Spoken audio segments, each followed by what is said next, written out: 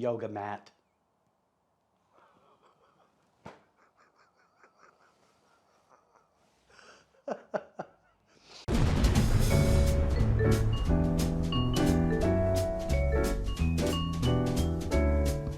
Hi everybody, I'm Chef Scott and welcome to Baker Madness 101, a baking and cooking show where I'm going to lead you technique by technique through my third edition Le Cordon Bleu Pastry School textbook. Today, we're going to talk about tools and equipment. The tools that you use can make baking that much more fun and easy. Now, there are tools and there are gadgets. Don't get it twisted.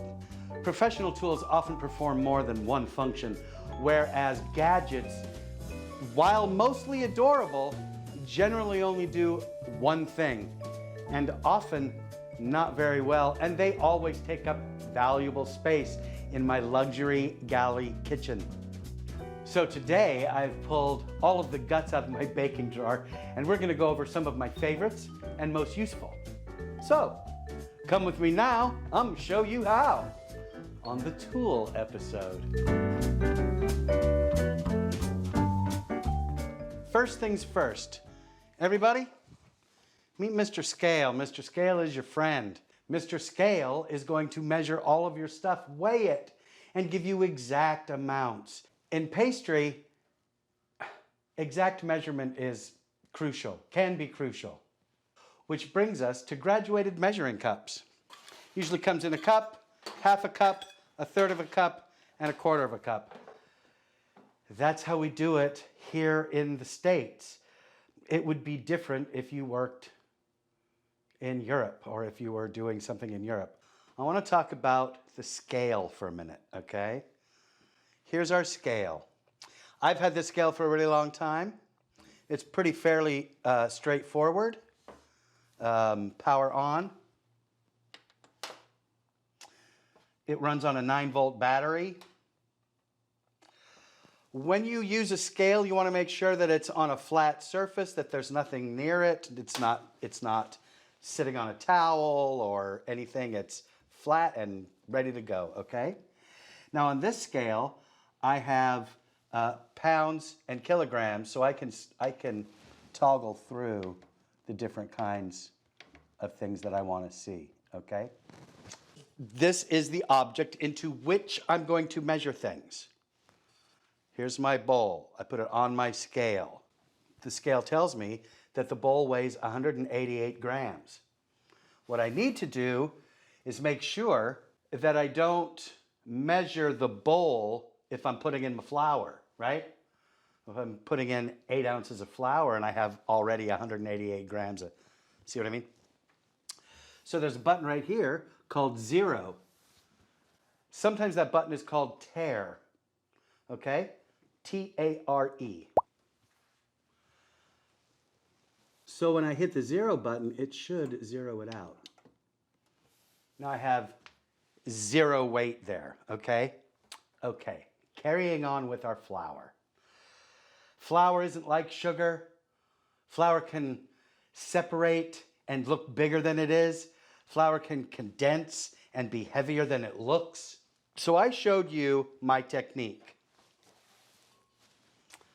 Here's my spoon. And that is scoop. Uh-oh, don't let this touch, remember? Scoop, tap, tap, tap, scrape it off.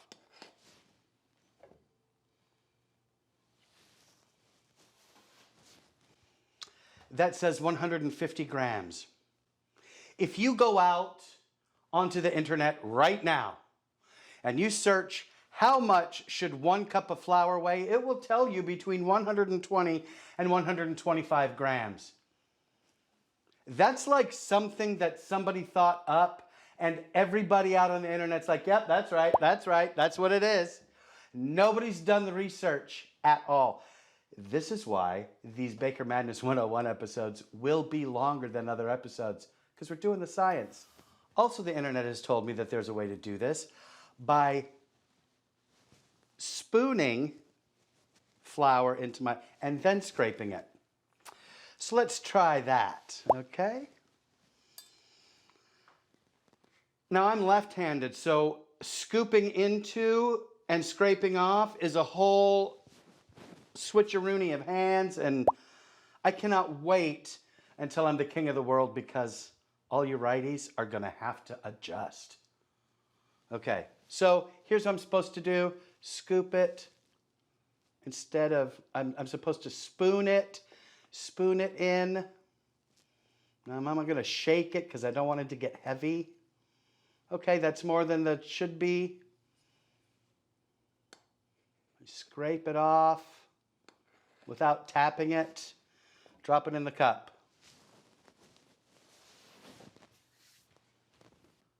$134 grams. This is why it's important to have a scale. Moving on. With your cups, usually you get spoons. Now I got a lot of this stuff when I joined Le Cordon Bleu. I got a lot of stuff in a travel case, which was pretty cool. It had wheels on it, had all my stuff in it. It was really neato. These are those teaspoons that I got. They're not teaspoons. They're measuring spoons. They're hooked together so they don't get separated. These are pretty standard. I have another pair that is cuter, but they work the same. Those are in the dishwasher. This is 1 tablespoon. This is 1 teaspoon. This is a half a teaspoon. And this is a 1/4 teaspoon. 1 tablespoon is 3 teaspoons. So if I'm going to do 1½ tablespoons, I need 1 tablespoon, I need 1 teaspoon, and I need a half a teaspoon. 1½ teaspoons. So 1½ and 1½ is 3, right. These are liquid measuring cups. They come in a variety of sizes. Use glass or metal. Try to stay away from plastic. Try to stay away from plastics in the kitchen. So many oils and different kinds of greases and different kinds of acids that you use can stay in plastic. So I try to use glass or metal. These measuring cups are used for liquids. The other measuring cups are used for powders and solids and peanut butter and things like that. These liquid measuring cups are good for liquids because you get a better measurement out of this than you will out of a cup. If I'm holding my cup measure and I have to have 1 cup of milk, I'm gonna pour it in and I need it to be all the way to the top. And then depending on where I poured my milk and where my bowl is and all of those things, you could splash, you could drip, they measure the same. 1 cup in a cup, if you get it all the way up and use surface tension to hold it in there, will measure as 1 cup. Why do we use these? Because look at it. I can pour my milk right into it, blur, blur, blur, blur, blur, and I can see right on the line, oh, I've got 1 cup. Now I've got a little handy pour spout, pour it where it needs to go. Also, these are Pyrex, so if they need to melt chocolate or get hot or jump in the oven for a minute to melt some butter, you're good to go with these. Excellent choice. Yeah, I really like a glass measuring cup. Sifting and sieving, sieve, a 5-inch sieve, a sifter. Sometimes a sifter looks like this, but you can see that this is kind of a really super fine mesh. I use this one for creme brulee or taking the seeds out of a raspberry sauce, that kind of thing. This is very tight. This is actually too tight to be effective for sifting flour and salt and that sort of thing. It's not going to it wouldn't let salt through. It's much too small, okay? So then you want a sifter. And sometimes you can get a big sifter. You can get a big one. You know, you can get many kinds. Make sure that they're metal. Stainless steel is best. This one is aluminum. I've had it for about 1 trillion years. And this one, they still make these. I saw them this weekend in the kitchen wizard aisle at my grocery store. Get one. Or something like it. You need it. Next. I like this. I like this. I love this toy. This is called a microplane. A microplane. Now the microplane started out as a woodworking tool, eons ago. Now we use it in the kitchen to shave citrus zest, shave chocolate, get nut dust. Not only is it great for your wood, but it'll shave your nuts. Just cut that. Here I have spatulas. You need sizes of these. I have 3 here. These are all silicone, so they can go, this one can go up to 500 degrees. You need 1 or 2 or 5. You know when you can't get your knife doesn't reach the mayonnaise anymore? What do you think of that? Just mayonnaise dipper. Gotta have it. Spoons. I have a variety of spoons. I have a couple. These are my 2 favorites. This one I can use in my stainless steel bowls. This is left over from school. This is instead of a wooden spoon. I don't really like a wooden spoon. I don't really like how it feels in my hand. It's just me, probably.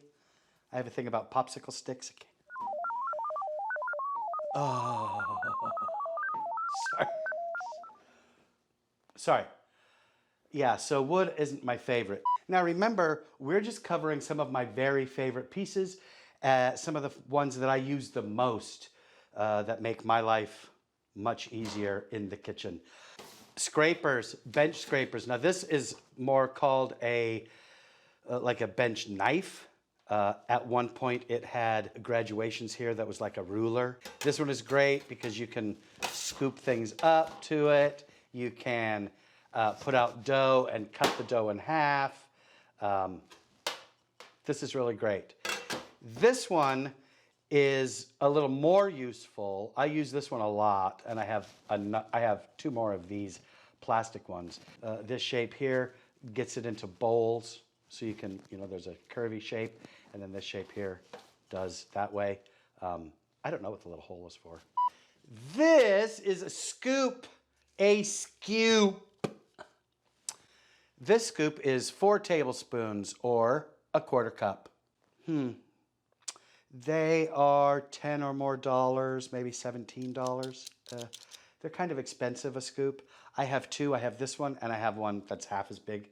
Kitchen shears. Let me tell you something. If I catch you using these and I have not given you the approval, these are so good for so many things.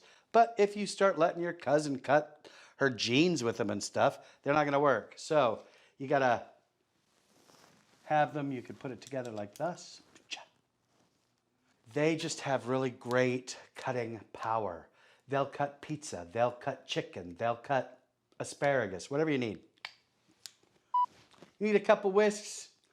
I have these 2, and then I have a tiny whisk, a itty bitty teeny tiny whisk, so I can whisk things in my measuring cup and stuff.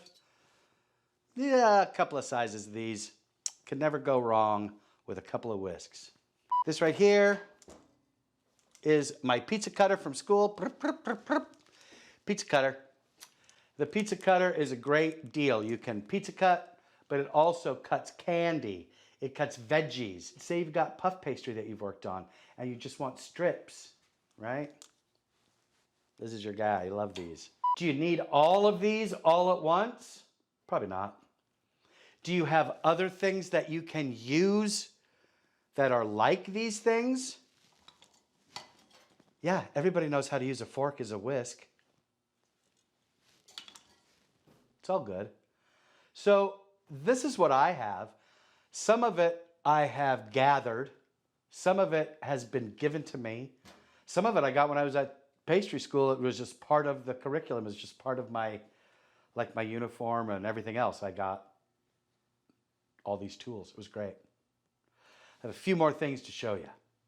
So we're probably down to our last few hand tools that we use, and then we'll move to some of the larger pieces.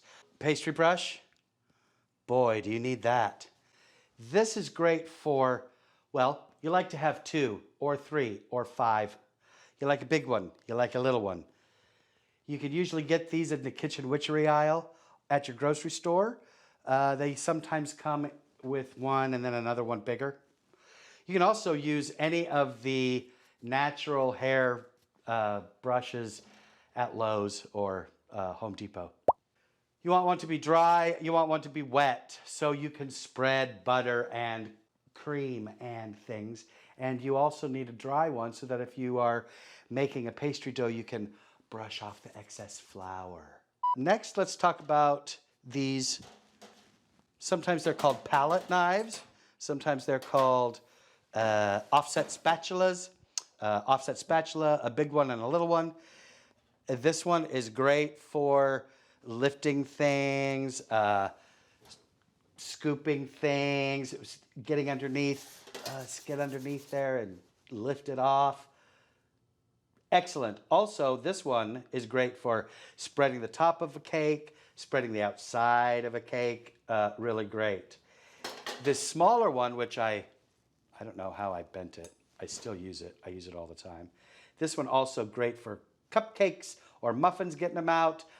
Fine work, fine spreading work, good stuff. This is let's talk about knives, baby. These are probably the 3 that I use, that I need, that I love the most. This is my chef's knife. I got this in school. So I've had this for 16 years. I've had it sharpened once. You see the tip is a little bit bent. That's from busting chocolate. Doing chocolate this way. But this knife is great. You can see that the tang continues all the way through and is bolted into the handle, so I'm not worried about breaking anything off. I don't hold the knife back here. I actually hold the knife here for better control. And when we get to knife skills, we'll show you all that stuff. Then is a serrated knife. This one has serrated teeth here, so that this is great for cutting through bread or chocolate or ice, things. Oh, this is the blade that you need when we get to cake making. Cake making,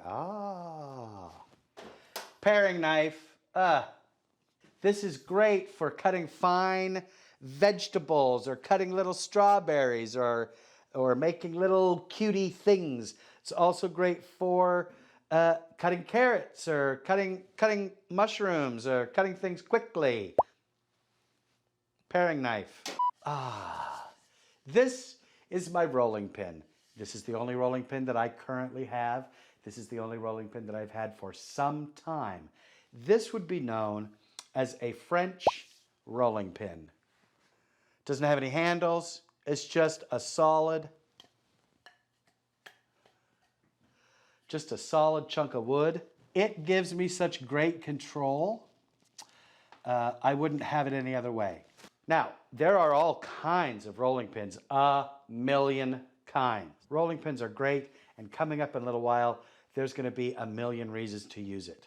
When we're making pies, when we're making cookies, when we're making so many things you got to roll. When we're making puff pastry later.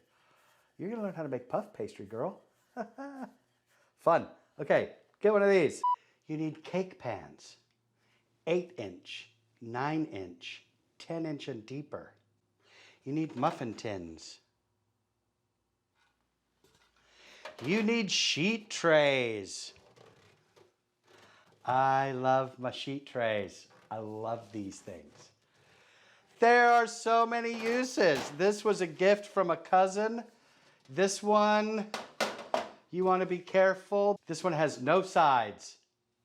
Your goodies will fly right off of there. No bueno. I use it a lot.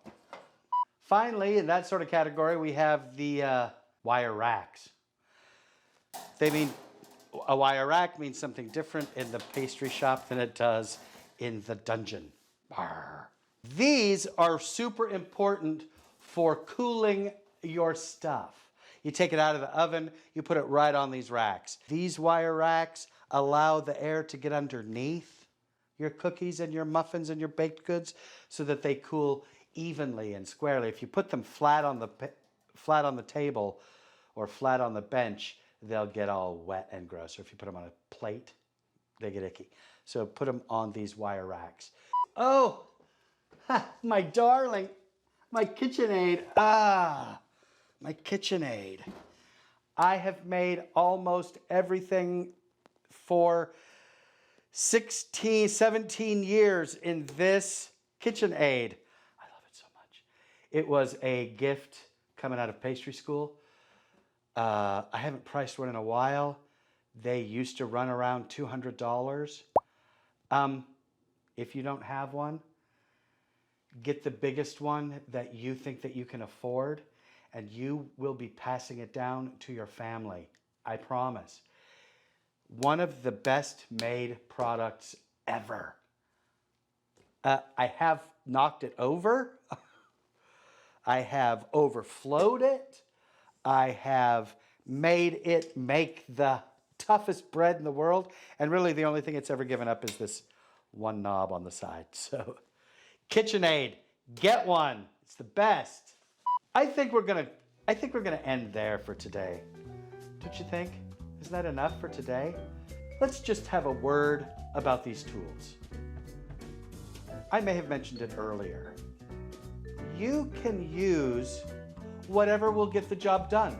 That's one of the things that I learned in pastry school at Le Cordon Bleu. Sometimes, to get the piece that you want to look exactly as you want it, you might have a tool that's different than those that I have. These tools, some of them are expensive, some of them are not expensive. Do I expect you to dash out and buy all these tools? I certainly do not. Do I expect you to get rid of any of your gadgets? No, those are great and you like them. My point is this: these are available. These are what the professionals are using. What you see on YouTube, what you see on Cake Boss, what you see on TV, those are all accomplished with these tools and not really very many others. I say start gathering your favorite kitchen tools now. I have a passion for it, so I can barely go out into the world and not walk down my kitchen witch aisle. Seriously. So build your kitchen as best you can, as is best for you. And I'll see you next time on Baker Madness 101.